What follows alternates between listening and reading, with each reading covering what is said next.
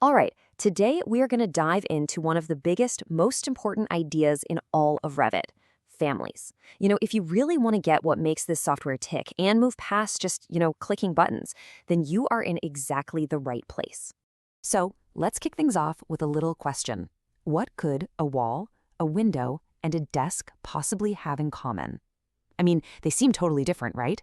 One's a core part of the building, one's an opening in it, and the other is just a piece of furniture. But believe it or not, inside the world of Revit, they're all connected by one single powerful idea. And that's it, right there. In Revit, pretty much everything you touch, everything you place in your model, is a family. This one concept, it's the entire organizational backbone of your project. And really getting a handle on it, that's the secret to unlocking the true power of BIM. So, what does that actually mean to be a family? Let's break it down and see why it's so much more than just a 3D object. Okay, so a family is basically the master blueprint for a whole category of things. It sets up all the rules, or what Revit calls parameters, for how those things should work. Think of it like this. The door is the family. That's the big idea. Then, a 36-inch single flush door is a specific type within that family. And every single time you put one of those in your model, you're creating an instance. It's a really elegant system.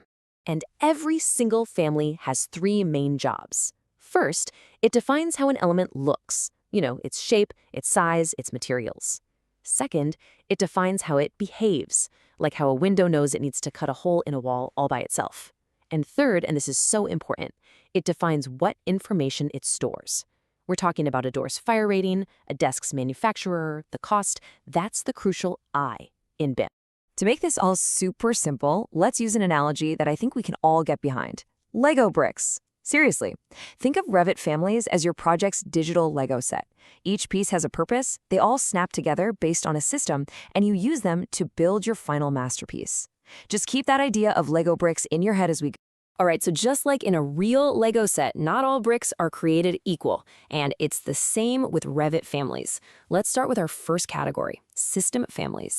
So, using our Lego analogy, system families are those absolutely essential bricks. They're the standard 2x4s, the big flat base plates, the fundamental pieces you expect to find in every single box. You can't really build anything without them.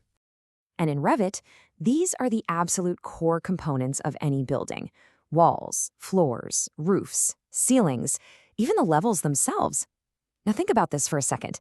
These aren't things you place in a building, they are the building. They can't exist outside of a project file. And here is the key thing to remember. You cannot create a system family from a blank slate. You can't just draw a new wall family from scratch. The software has to have these basics built in. But what you can do is duplicate them and modify them endlessly. Change their thickness, their materials, their structure to create every single wall type you could ever need. Okay, next up, we have the category that gives Revit its incredible flexibility. The thing that's created this massive online ecosystem of content. We're talking about loadable families. Back to our Legos. If system families are the basic bricks, then loadable families are all the special kits you can get. These are the cool castle windows, the pirate ship steering wheels, the little Lego people with their accessories. They're all the specialized components you add to your collection to make your creations unique. So in Revit, these are all the things you actually place into your building. We're talking doors, windows, columns, desks, chairs, light fixtures, even heavy-duty equipment like air conditioners. They are all distinct objects that you position within your model. And this is where the magic really happens. Unlike system families, these are created in their own separate files. You'll see them as .rfa files. And what that means is you can build a totally custom desk, save it, and then load it into any project anytime you want. You can share them with your team or download literally thousands of them from manufacturers online. They're totally modular and reusable. And that brings us to our third and final type. This one's the specialist, the one you bring out when nothing else is quite right for the job. These are in-place families. To wrap up our Lego analogy, this is your completely custom creation. It's not a standard brick and it's not a piece from a pre-made kit. This is when you, say, glue a few bricks together or build some crazy shape that only makes sense for the one specific thing you're building right now. It's a total one-off. In Revit, you'll use in-place families for really unique geometry that's totally specific to your current project. Maybe it's a custom-built reception desk that has to follow the exact curve of a weird wall, or some ornate architectural trim that you'll never ever use again. It's powerful, for sure, but because it only exists in that one project, it doesn't have that awesome reusability of a loadable family. So let's just do a super quick recap. You've got system families, which are built right into Revit for the core building stuff.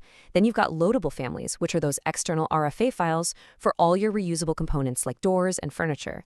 And finally, in-place families for all that unique, one-off geometry you build right inside a project. Honestly, just knowing which one to use and when is a massive step towards becoming a pro in Revit. Okay, so we've looked at our 3 types of digital Lego bricks. We get the difference. But why is this so important? Why does it all matter? Let's zoom out for a second and look at the big picture. This quote really just says it all. Families are the entire framework that makes your models truly intelligent. They're the reason you can change one door type and then bam, every single instance of that door updates automatically across the entire project, in every plan, section, and schedule. Now that is the power of an intelligent model. And really, that's the whole point, isn't it? Anyone can make a simple 3D drawing that just shows what something looks like. But a true BIM model, one that's built with well-made families, knows what every single component is. The model knows that this object here isn't just a rectangle. It's a door with a specific fire rating and a specific cost.